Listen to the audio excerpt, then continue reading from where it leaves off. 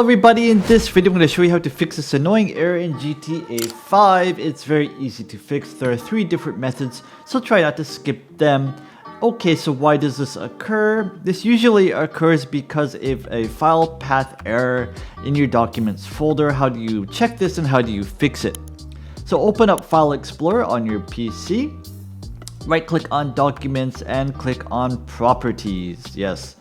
From here, you're gonna see a location tab, and the location should be C users, whatever username is, and documents.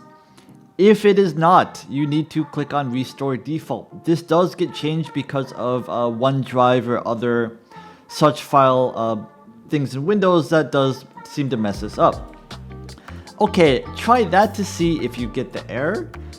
If you still get the error, I would recommend basically checking the file in Steam. So open up Steam, go to Library, right click on the game, go to Installed Files, and verify integrity of game files.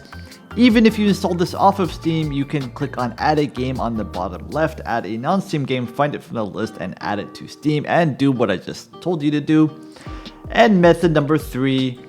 Go to search, type in CMD, command prompt will come up, right click on this, click run as administrator. This black screen will come up, type in sfc space / scan now, all one word, press enter, and this will check your file system for any corrupt files and it will automatically replace them. This is a very useful tool to have.